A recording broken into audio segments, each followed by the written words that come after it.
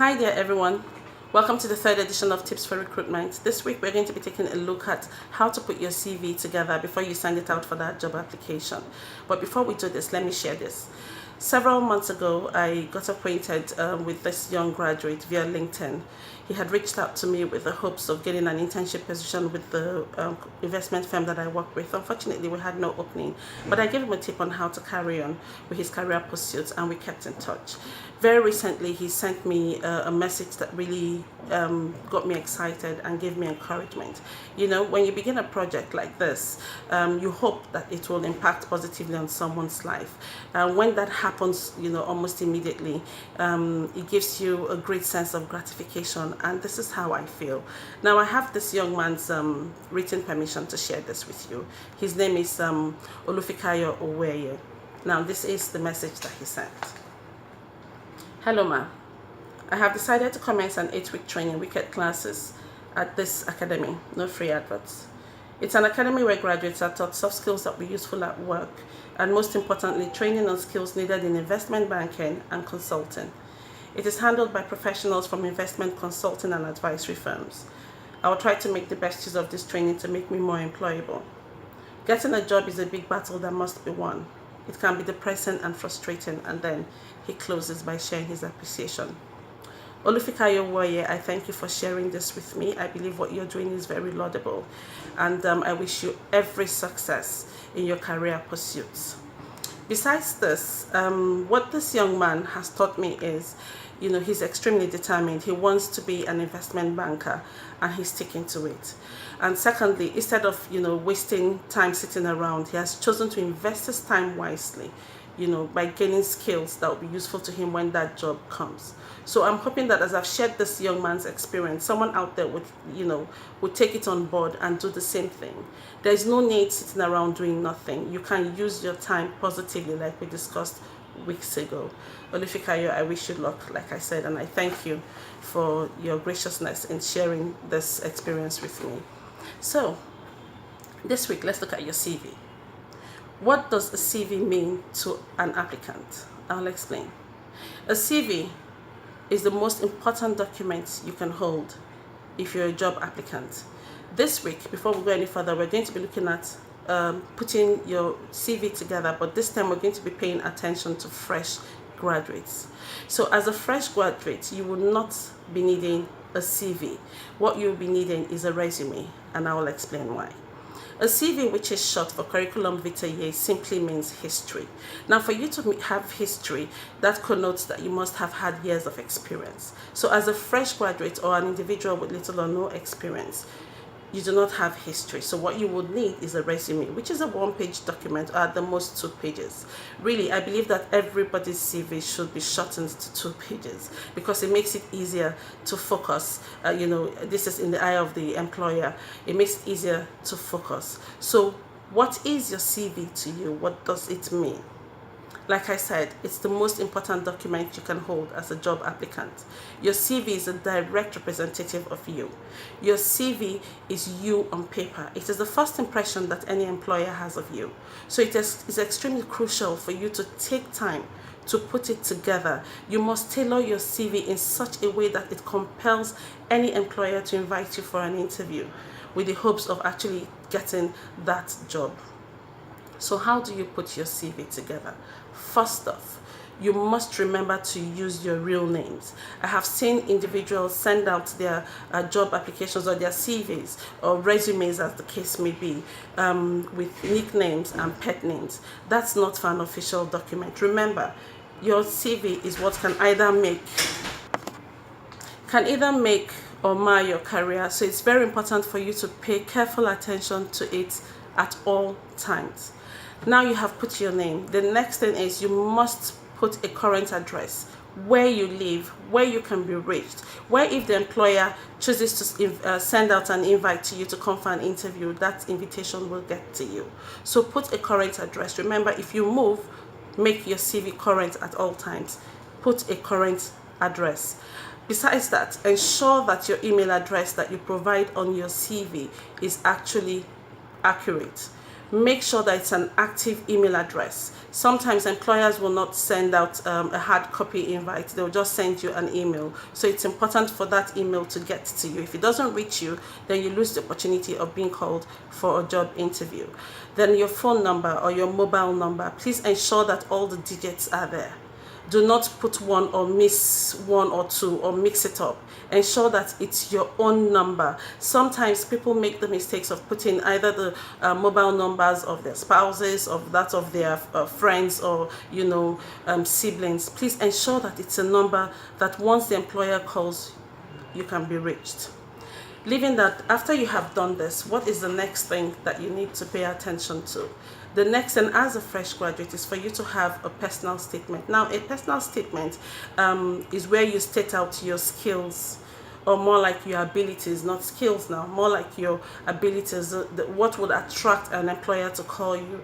Oh, I'm very diligent, over time while I was in school, I got an award for being the most diligent student, for being the most innovative, I'm very cordial, I work well with people. You should work well with people, because I'm sure as a student you had projects where you were grouped, so you should work well with people. I'm very friendly, I'm very polite, and all of those things. Now, to take a second out, I saw this personal statement from a fresh graduate that caught my attention, and I'd like to share that again with you guys. I have had permission to share this, so here goes. I am a recent first-class graduate of accounting and a final level professional student of the Institute of Chartered Accountants of Nigeria, who is passionate about the innovations of blockchain technology with regards to how it can improve the realm of business and finance in general. I am always ready to learn and positively manipulate new experiences towards achieving a greater advantage.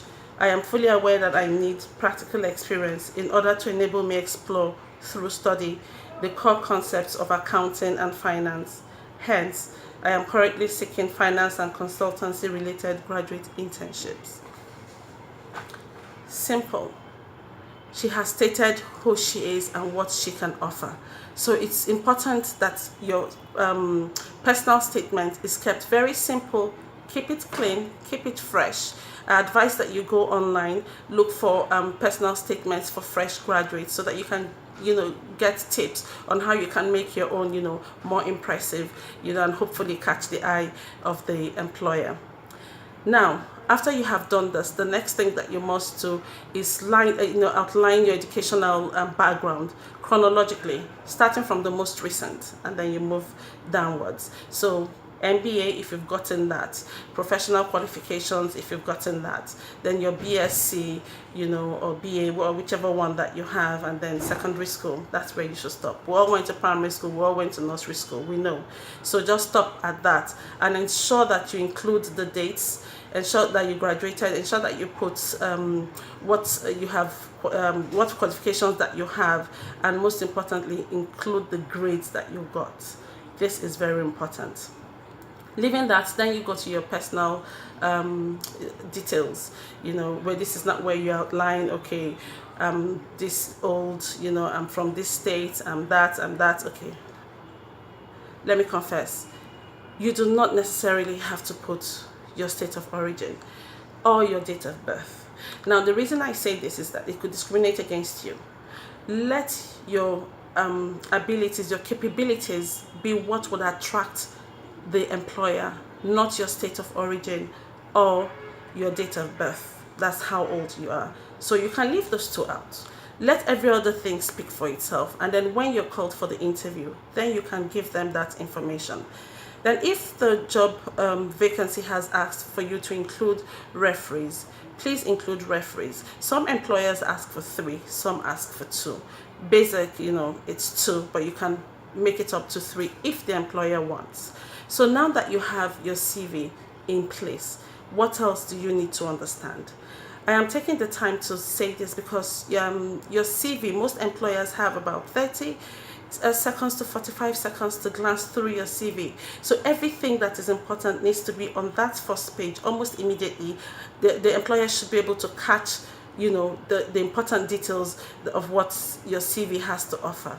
So remember this as you put your CV together. Before you decide that, oh, my CV is now complete or my resume is now complete, remember to look through, peruse it, get someone else to review it with you, check for spelling errors, check for punctuation marks, ensure that you've used them appropriately.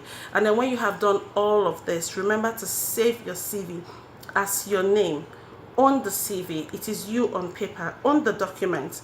This is who is representing you. As I said, it's the first impression any employer has of you. So on it, save your CV as your name. For instance, if I'm saving my CV, I'll save it as Vivian Asukwon. That's what you should do. Do not save your CV as my CV. Nobody knows who my CV is. Pay particular attention to this. Remember to do this at all times. And ensure that your CV is tailored to the job opening. Please remember this. For instance, if that job opening is for an admin officer and it has been stated there in that job vacancy that the position should be your subject matter, please remember to do this. Your subject matter should read admin officer. Before you send out your CV also remember to check and cross-check that you have actually attached your CV. There's so many times that I have received applications and no attachments. Now, if you do not meet someone that is as patient as I am, then you run the risk of not being called for an interview. I would actually write back to say no attachment. So be very careful of this. And in sending out your CV, or before you send it out, I advise let it be saved as a Microsoft Word document. It is the most, it's rather the easiest format, to open. Everybody has access to it. So leave out all those other formats that you feel will make your CV, look a little bit more elegant. Just save it as a Microsoft Word document. It's easy to open, and it will be faster, to process. So please also bear this in mind. Then when you do that, before you click send, remember to acknowledge the person who you hope will consider your CV. What do I mean by this? Most applicants these days, what they do is they know, okay, there's a job opening, and they just send out their CVs. All you just receive is a beep. You've received a mail, and you open it, and all you see is my CV. No message, nothing. Your CV to what? You must be responding to something. So it's important for you to do this. Dear sir, dear madam, if you know the name of the person, dear Vivian. If you do not, dear hiring manager, or dear employer, or dear recruiter, kindly find my CV, attached for the role of admin officer for your consideration. And then you say thank you. And then you close out, it shows that you're actually courteous. After all, you have stated in your personal statement that you're courteous, you're respectful, and all of that. So it must show, in the actual application. This will give you, it will gain you, very quick review from the employer. So please pay particular attention to all the tips that I have given. Remember, like I said, your CV is the most important document that any applicant can have. This is where we're going to stop this week. Next week, we're going to continue from this point because there's still so much to share. Like I said before, most job applicants can have their CVs on 2 pages, even if they have had years of experience. And I'll show you how you can do this, so that you can have your CV, your application processed very quickly. Thank you for listening. If you have gained anything from these tips that I have shared today, please remember to click the like button, remember to share, and most importantly, remember to subscribe. Have a very great week, you all. Thank you.